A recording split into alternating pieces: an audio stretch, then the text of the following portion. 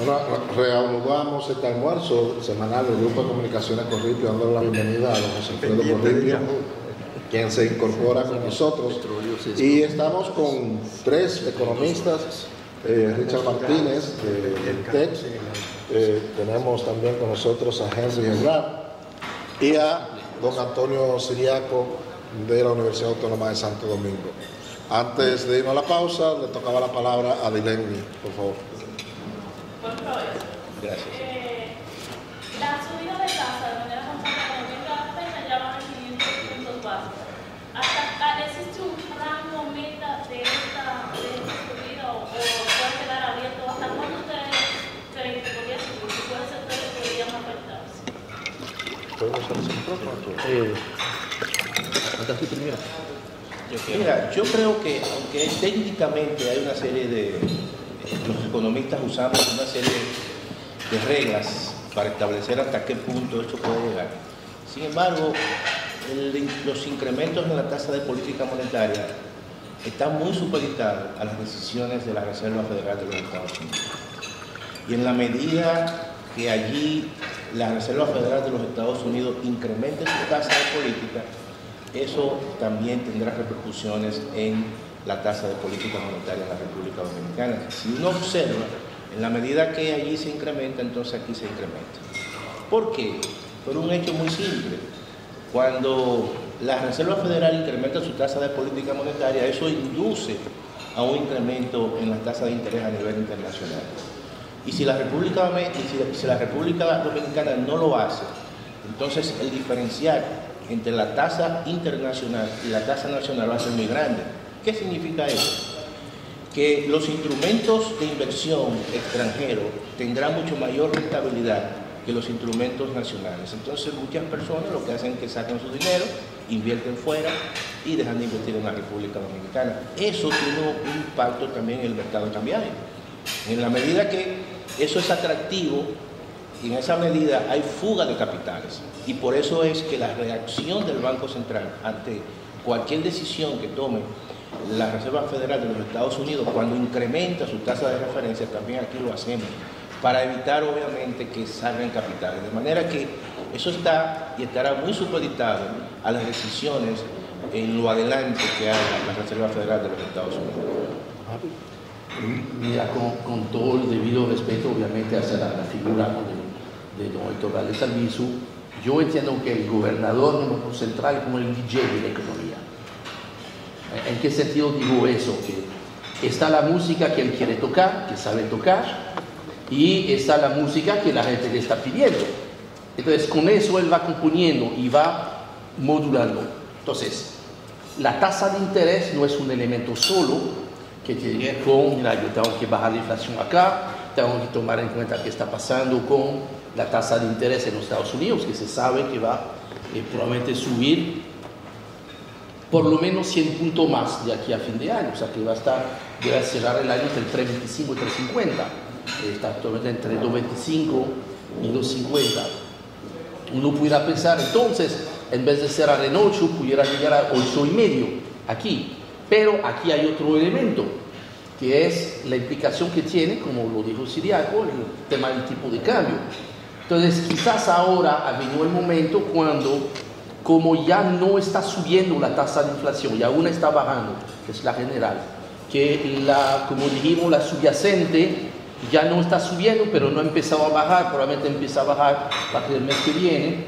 Entonces, quizás la preferencia va a ser, aunque hubiese espacio un poquito para subir la tasa de interés, que si se sube más la tasa de interés me afecta un poquito más las actividades económicas y yo necesito tener cierto crecimiento porque si no tengo menos recaudaciones, empiezo a tener problemas de empleo y entonces yo juego con otra variable donde parece que yo tengo espacio y esa es también la música que algunos me están pidiendo ahora, de que mira, como ha subido mucho la tasa de interés, ha bajado mucho el dólar y ya hay sectores que están pidiendo de mira, ayudar un poquito, una forma de ayudar con el dólar sería no subir la tasa de interés. Por eso yo creo que va a depender de una serie de cosas y ahí es el DJ de la economía que decide.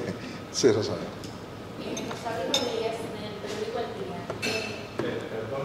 Moneda. tocado eso y yo creo que eso toca el turismo. Zona franca. Eso toca zona franca y que eso toca remesas. Es decir, una persona que mandaba $1,000 aquí no le está traduciendo 57.000 pesos a su familia, sino 53.000 pesos o 52.000. O sea, ¿cuáles pueden ser las consecuencias en ese sector de exportación que se llama zona franca? ¿Cuáles pueden ser las consecuencias en el turismo que son y las remesas, que son en realidad columnas vertebrales? Yo creo que usted ha hecho una pregunta capital, porque... No, Seivana. Porque ciertamente vemos que el dólar está bajando de precio. Sin embargo, pensamos que cuando el dólar sube de precio, a la economía dominicana le va mal, y cuando baja le va bien. No obstante, hay sectores que le puede ir bien o le puede ir mal. El caso que usted plantea, con zona franca y con exportaciones en general, ciertamente cuando la tasa del dólar baja, estos productos que se exportan desde República Dominicana tienden a ser más costosos y por lo tanto pierden competitividad, al menos en el corto plazo. Ya con turismo hay un tema particular, y es que el dólar se ha fortalecido versus casi todas las monedas del mundo, incluyendo el euro, dólar canadiense y libra esterlina. No obstante, nosotros en República Dominicana vemos que el peso se ha fortalecido contra el dólar, o sea que el precio del dólar ha bajado. Por lo tanto, a los americanos les sale en promedio un 7% más caro venir a República Dominicana. ¿Por qué? Porque los dólares de ellos compran 7% menos pesos que antes. Ahora bien, cuando ese mismo turista americano hace el cálculo para irse a otro destino, digamos España, Francia, ve que el dólar ha ganado mucho valor contra el euro. Por lo tanto, en el corto plazo ellos le está saliendo probablemente más barato. Y eso yo creo que puede afectar la cantidad de turistas que recibimos. Obviamente estamos en un proceso de recuperación del turismo. Hay otros factores que no es solamente el precio de las monedas, como por ejemplo qué tan rápido abrimos, y nosotros nos comparamos no con Europa, sino nos comparamos con demás destinos en el Caribe, y ahí vamos muy bien. Pero pienso que esta situación que hay con el peso y el dólar, y al mismo tiempo con el dólar y el euro, nos va a restar cierta competitividad con otros destinos en otros países. Espera, sobre eso mismo. Yo voy a aportar 5 datos para confirmar lo que tú estás diciendo. Primero, la inflación en dólares en República Dominicana ya alcanza el 17%, es la más alta de toda la región. Solamente quizás Perú está por ahí un 16%. Lo que nos salva que, mira, ahorita si yo soy inversionista, yo prefiero invertir aquí en República Dominicana que en Perú, porque hay muchas incertidumbres que no tienen que ver con la economía, ¿no? Segundo dato, vamos al sector turismo. En el mes de julio, es muy interesante lo que publicó el Banco Central. Los turistas desde Estados Unidos, que es el motor principal de nuestro turismo, las llegadas de turistas estadounidenses bajaron en un 10% en el mes de julio, en comparación con julio del año pasado. Es la primera vez desde el tema del COVID que estamos viendo este movimiento. Segunda cosa, los dominicanos del exterior, que ahí es importante puntualizar esto, sí son turistas, un turista técnico, no viven en el país, pernoctan más de una noche, son turistas, ¿ok? En los últimos 5 meses, la suma de los últimos 5 meses, es inferior a la suma de los mismos 5 meses del año pasado. Zona franca. En el primer semestre, las exportaciones de zona franca estaban creciendo en un 13.5%. Excelente resultado. En el mes de julio, el crecimiento fue apenas de 3.4%, a un punto tal que, como hay un 3.4% de incremento, quiere decir que usted ha tenido un crecimiento gracias al incremento de precio que ha compensado una baja de volumen. Fíjese los datos del Banco Central nuevamente. En el mes de julio, si ustedes aíslan el mes de julio, ustedes van a ver que el crecimiento del sector zona franca ha sido ligeramente negativo. Eso nos dice que estamos entrando en una zona de turbulencia a nivel internacional, donde es muy importante asegurarnos de que tengamos realmente el nivel de competitividad el momento cuando grupos multinacionales están decidiendo en este año dónde instalar, dónde hacer sus nuevas inversiones. Y República Dominicana hasta el momento no solamente estaba en la lista corta de todo el mundo, sino en la primera posición. El tema cambiario de profundizarse, entiendo que no, porque en los últimos 4 días hemos visto cierto repunte del dólar, pero si volviese a bajar la tasa del dólar, entonces pudiéramos estar perdiendo una serie de inversiones que naturalmente deberán de venir acá. Por eso yo creo que el tema es sensible, porque la situación positiva que tenemos se debe más a los meses anteriores que a los meses que tenemos delante de nosotros. ¿Y qué pasaría si la guerra se prolongara indefinidamente, o sea, económicamente? Porque hay mucha presión con todo lo que está pasando entre Ucrania y Rusia. O sea, ¿cuál sería la perspectiva del país si eso no se resuelve en un relativo corto o mediano plazo? Dos cosas. En primer lugar, quiero hacer algunas aclaraciones con respecto al tipo de cambio.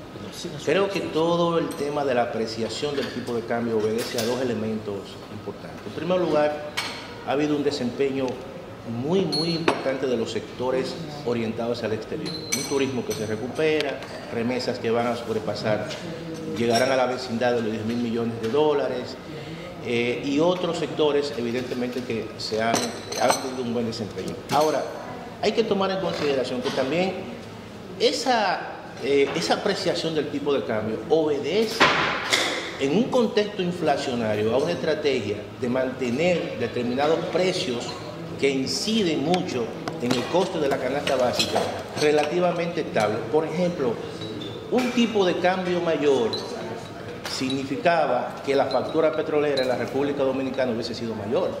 Por lo tanto, esa situación en términos estratégicos, en un ambiente inflacionario, mantener un tipo de cambio relativamente estable y hacia la baja, beneficia más al mercado interno, a lo que ganamos con salarios fijos y no a los sectores orientados al exterior.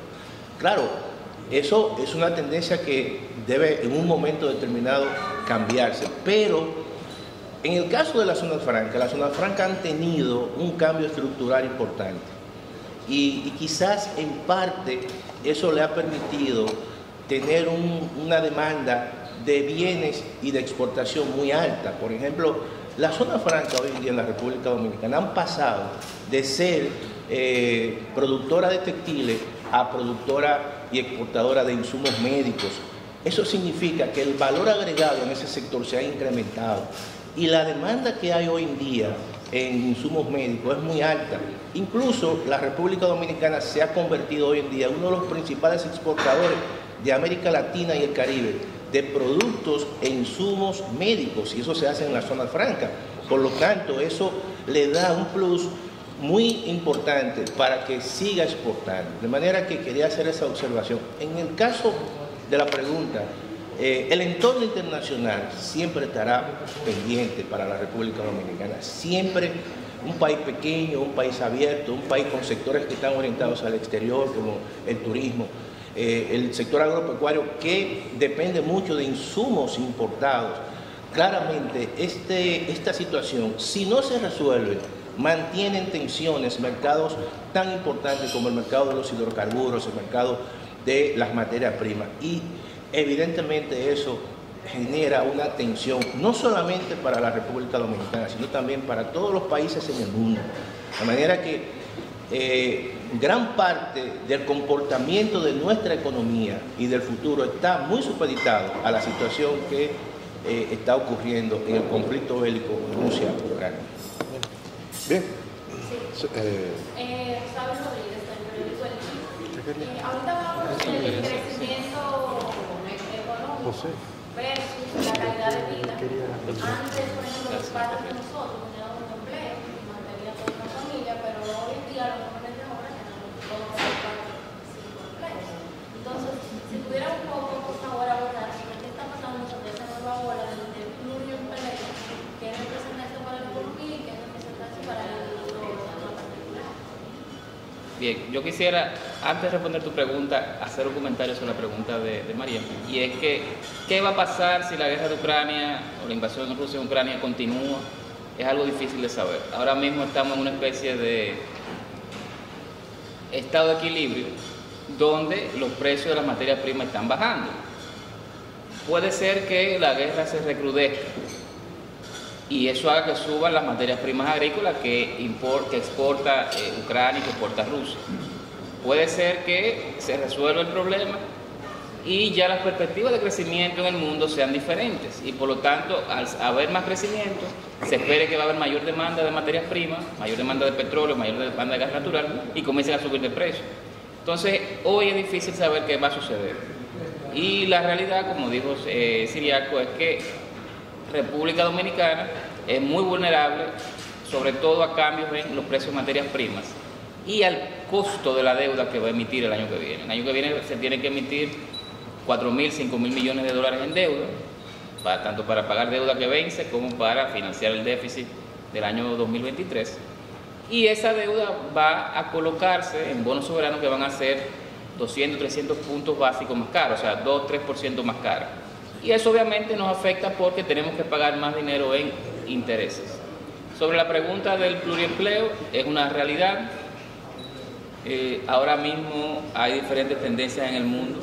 Entiendo que parte de la situación con el pluriempleo puede venir, no digo que es exclusiva, pero puede venir con temas de desbalance o desmaches que hay entre cuáles son las habilidades con las que están saliendo nuestros jóvenes de las escuelas, universidades, escuelas técnicas, versus cuáles son las habilidades que demanda el sector privado local y el internacional, aprovechando, ¿no?, el trabajo remoto, la internacionalización. Entonces yo creo que es una situación donde antes con un salario se podían comprar todos los bienes de una familia, ahora probablemente no se puede, también trabaja la esposa o el esposo, y aún así quizás falta, y hay que buscar un tercer, un cuarto ingreso en el hogar. Es una situación bastante compleja. Yo lo que sí entiendo es que, al menos en el caso dominicano, hay que hacer una revisión profunda de cuáles son esas herramientas, cuáles son esas habilidades que queremos que salgan, que tengan los egresados que salen de nuestras universidades, nuestro bachillerato y nuestras escuelas técnicas para suplir las necesidades del sector privado.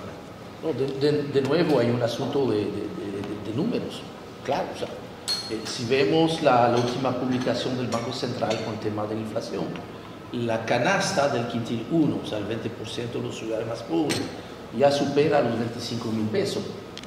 ¿Cuánto es el salario, el promedio de los salarios mínimos del sector privado no sectorizado, el que sirve como base para las cotizaciones de la seguridad social?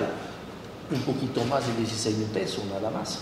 Entonces eso quiere decir que hoy en día este promedio de salario mínimo, que es un indicador nada más, no logra comprar ni el 63% de la canasta básica de los más pobres. Y si lo comparamos con la canasta nacional promedio, estamos hablando apenas un 40%. Entonces, obviamente, frente a esta necesidad, pues el pluriempleo termina siendo quizás una mala respuesta, pero una respuesta necesaria. Permíteme volver nada más un chin atrás con el tema internacional, porque mira, yo por ser europeo todavía, aunque ya dominicano de corazón, por encuentro, ¿no?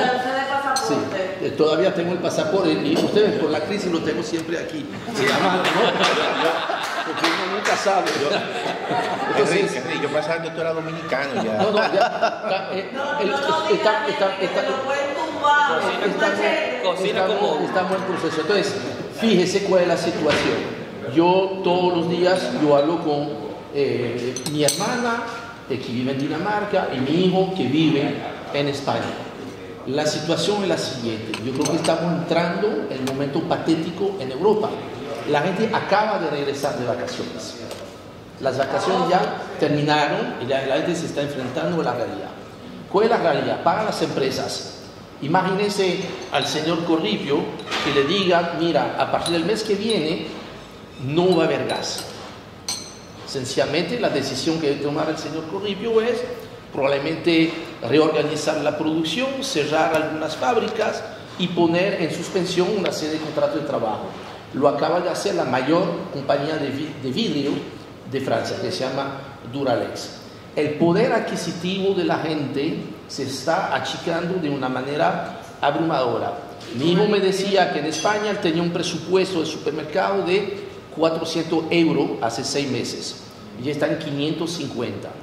La factura de electricidad, el primer mes que llegó a Valencia, le costaba 50 euros, le llegó el mes pasado en 340.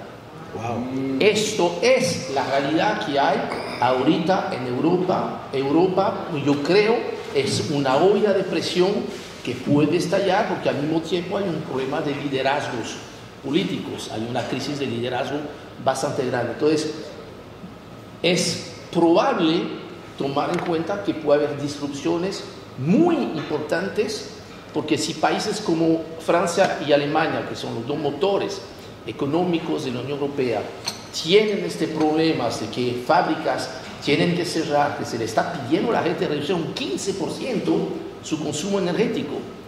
Para que entendamos, con el cierre del COVID, el consumo energético bajó apenas un 10%. O sea, que lo que se viene es una crisis fundamental que directamente, a partir del nivel de precio, que puede ser que signifique precio mucho más alto o precio mucho más bajo, todo depende, pero sí tendría una afectación el tema del turismo. La temporada de invierno es importante para el turismo que nos viene desde Europa y ya hemos perdido a Rusia y a Ucrania. Y por encima de esto, a nivel de las remesas, la zona sur del país es mucho más dependiente de remesas desde Europa que obviamente el Cibao, que es más con Estados Unidos. Y ahí, además de la reducción que ya se está viendo, las remesas han bajado un 10%, en el caso de esas familias que reciben remesas en euro, estaban cambiando los euros el año pasado hasta 70 pesos y ahora lo están cambiando a 51 pesos. Entonces, son situaciones que nos pueden afectar y yo creo que la situación va a empeorar antes de mejorar. Sí. Eliana Cuevas, regresando un poco atrás y un poco al inicio, hablábamos sobre el presupuesto, la reformulación por parte del gobierno de presupuesto evidencia que necesita más dinero. Evidentemente ya no va a ser posible, no se está barajando el tema de educación. ¿De dónde podría obtener el gobierno ese dinero que necesita? Y otro punto es, ¿qué tan viable es para la economía dominicana la gran cantidad de subsidios que tiene el gobierno en combustible y demás? Sí, el gobierno normalmente, año tras año, hace modificaciones al presupuesto porque o tiene más ingresos de lo que estimó, o tiene menos ingresos de lo que estimó, o se ve la necesidad de aumentar la autorización que tiene de gasto. Aquí está pasando eso mismo, o sea, aquí está pasando que necesitan autorización para gastar más y los ingresos son más de lo que se tenían estimados. ¿Qué sucede? Que el gobierno, adicional a ese aumento de gastos que tiene, también ha visto un aumento de 68.000 millones de pesos en los ingresos. Eso viene por varias razones, pero la principal es porque los productos que se venden en República Dominicana subieron mucho de precio en los últimos meses y están pagando, por ejemplo, el ITEVI más caro. Entonces, por ITEVI hay una recaudación bastante importante, lo cual le genera al gobierno un aumento de sus recaudaciones versus lo que tenía estimado cuando hizo el presupuesto.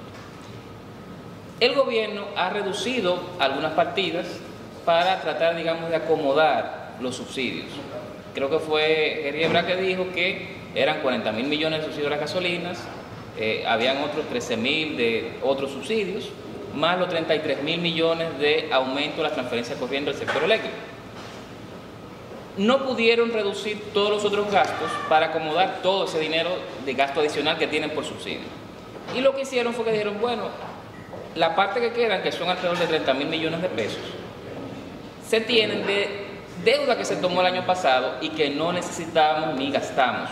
Esa deuda se tiene en una cuenta y el gobierno simplemente lo que va a hacer es que va a gastar el dinero de esa deuda que tenía el año pasado, 31.000 millones de pesos, y lo va a gastar este año. Pero eso igual es aumento de deuda. Lo que no se hizo fue este año, se hizo el año pasado, que el gobierno está diciendo que efectivamente que no va a haber aumento de endeudamiento. Sí lo hubo, el año pasado. Este año no lo va a ver porque ya lo hubo. O sea que no hubo una compensación completa. Sobre la pregunta de si los subsidios son sostenibles, yo entiendo que no. O sea, República Dominicana es un país que, entre otras cosas, tiene la particularidad de que no recibe o no recauda igual que el promedio de los países de la región. Somos el segundo o tercer país de América Latina que menos recauda en términos de su Producto Interno Bruto, del tamaño de su economía. Y eso se debe, entre otras cosas, a esquemas de sanciones fiscales, pero también se debe a que hay mucha informalidad, a propósito de la discusión que tuvimos al inicio del evento. No se debe a que las tasas de impuestos son bajas, aquí son relativamente altas o están en el promedio de América Latina. Entonces, visto eso, República Dominicana tiene una restricción presupuestaria de que no recibe los ingresos que recibiría cuando se le compara con otros países de América Latina. Y por lo tanto, los esquemas de subsidios que se tienen ahora, los cuales son de emergencia, no es algo que se deba mantener en el mediano plazo. ¿Por qué? Porque eso va a implicar de cualquier forma aumento de la deuda. Sí. Bien, con respecto al presupuesto, yo quiero hacer algunas reflexiones. Por ejemplo, tradicionalmente aquí se hacen presupuestos complementarios. Y la gente se pregunta, bueno, pero ¿por qué hay que hacer presupuestos complementarios?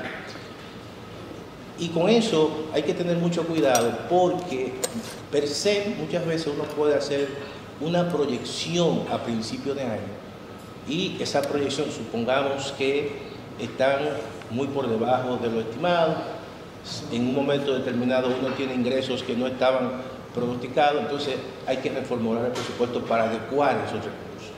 Y eso es una práctica, y eso es una falta incluso hasta de ejecución del presupuesto. Por lo tanto, con eso hay que tener mucho cuidado. En este caso, es claro que la inflación le favorece al gobierno, porque la inflación, como decía Henry en un momento determinado, es un impuesto y aumenta los valores. La base imponible sobre el cual se aplica la misma tasa impositiva implica una recaudación adicional que puede tener el gobierno. Por ejemplo, si anteriormente el gobierno recibía por aduana importaciones por 1.000 y le aplicaba una tasa de un 10, va a recibir 100. Pero producto de la inflación importada, esos 1.000 se duplican en 2.000 y la misma tasa implica un 10% que va a recibir 200. Por lo tanto, hay un elemento de precio, de inflación, que abulta los valores. Y eso le conviene al gobierno, porque va a recaudar más. Por eso uno ha escuchado al director de aduana y al director de impuestos internos que han sido más eficientes. Es cierto que han sido más eficientes, pero también la inflación le ha favorecido. Y cuando pronosticaron un monto y ahora dicen que hay 62.000 millones adicionales que no estaban presupuestados, entonces hay que reformular el presupuesto. Y eso le llaman presupuesto complementario, que no aparece como presupuesto complementario en la ley 423-6, sino una reformulación y una adecuación de los gastos y de los ingresos. Y eso es lo que está ocurriendo en estos momentos. Entonces el gobierno se ha visto con esa cantidad y dice, vamos a hacer y vamos a reformular el presupuesto. Y ahí entonces tienen los famosos 62.000, 66.000, no recuerdo exactamente, adicionales que se incorporan en el presupuesto. Todo esto claramente le da capacidad al gobierno, en la medida que la inflación esté presente, de tener recursos para seguir subsidiando. Y eso precisamente es un elemento que favorece en este contexto al gobierno. La inflación perjudica claramente al consumidor, a la gente, porque tiene que pagar un impuesto, pero beneficia al gobierno, porque el gobierno va a recaudar más y va a tener más recursos, y esos recursos los puede incluso utilizar para fines de los subsidios. Y ese es quizás, vamos a decir, la magia que ha habido. Ha habido algunas partidas que se han, ¿verdad?, disminuido, pero también la inflación le ha permitido tener más recursos para gastar. Y yo creo que si este entorno sigue así, va a favorecer al gobierno. Sí, para completar lo que dice Ciriaco, ¿no? En términos de ingresos y gastos, ¿no? Primero había la necesidad de buscar cómo financiar 93.000 millones de pesos de subsidios adicionales. Ahí había los 40.000 millones de los combustibles, que había cero en el presupuesto, y ya